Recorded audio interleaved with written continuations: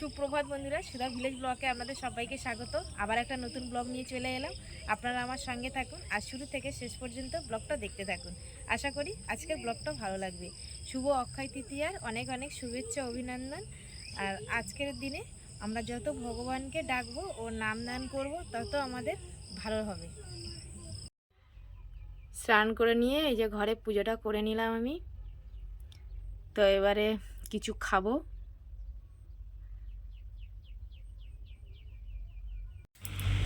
ঘরের পূজার পর এই যে আমাদের বাড়ির পাশে এক জায়গায় মন্দিরে পূজা ছিল, যাচ্ছি পূজা দিতে। আর দেখুন বাইরে কতটা বৃষ্টি হয়েছে, রাস্তাটা পুরো ভিজে।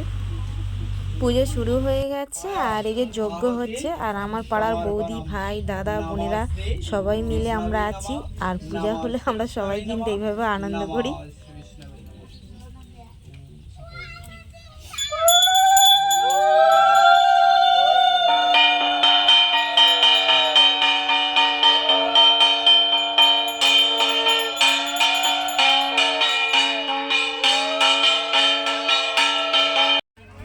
আর এখানে এই মা শীতলা মা কিন্তু মন্দিরে খুব জাগ্রত। এখানে কিন্তু মানত করলে মনস্কামনা পূর্ণ হয়। আর আমাদের কিন্তু একটা ঘটনা ঘটেছিল অনেক দিন আগে, তো সেই গল্পটা আমি বলবো। আমার এক কাকিমার ওই পাড়াতে ওনার ছেলে ছিল একটা, তা ওনার সবসময় রোগ হতো, তা উনি এখানে মানত করেছিল, মানতটা চুকায়নি, তা ছেলেটাকে তখন মা নিয়ে নেয়। এই যে চনা মিট্টিকে দিচ্ছে আর প্রসাদও দিয়ে দিয়েছে, প্রসাদ খাচ্ছে সবাই। আর গল্পটা কিন্তু অনেকটাই বড়, আমি খুব সংক্ষেপে আপনাদের বললাম, পরে কোনোদিন আমি এই গল্পটা করব। আর এই যে দেখুন সবাই কিন্তু আনন্দ করে প্রসাদ খাচ্ছে। এবার যেভাবে বাড়িতে সবাই চলে যাবে। পুজো করে চলে এলাম আর টিফিনও খেয়ে নিয়েছি। দুপুরে রান্না করব, তার জন্য এই যে বাগান থেকে শাক তুলে নিয়েছি। আর এই শাকগুলো বন্ধুরা খেতে কিন্তু ভীষণ ভালো লাগে। এটা কিন্তু বিনা সারের শাক আর আমার খুব ভালো লাগে খেতে।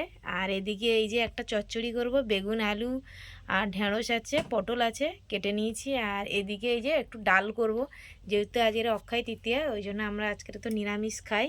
আর একটু আলু ভাতে দেবো, ব্যাস এই আমাদের দুপুরবেলার মেনু। ভাতটা বসিয়ে দিয়েছি আর ভাতটা ফুটে গেছে। আর বাইরে আমি রান্না করি, এখন তো বৃষ্টি হচ্ছে, যার জন্য উনানটা এখন চাপা দিয়ে রেখেছি, বাইরে কাদা কাদা আছে। তো ওই জন্য যে ভিতরে একটা উনুন ছিল, সেই উনুনেই রান্না হচ্ছে এখন। তো এই যে রান্না হয়ে গেছে আর আমি ভাতও বেড়ে নিয়েছি। আর কী কী রান্না করেছি দেখুন, ডাল করেছি, শাক ভাজা, আর এদিকে এই যে সবজির তরকারি। তা এখন আমরা খেয়ে নেবো।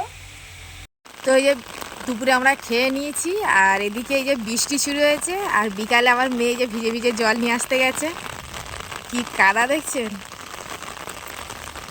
প্রচুর বৃষ্টি হচ্ছে।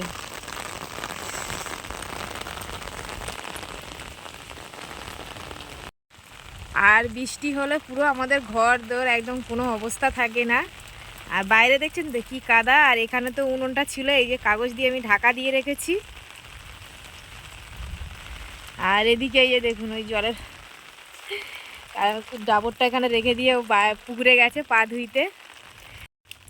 ব্লগটা আর বেশি বড় করব না, আজকের ব্লগটা এখানে শেষ করছি। যদি ব্লগটি ভালো লাগে সাবস্ক্রাইব, লাইক, কমেন্ট, শেয়ার করবেন।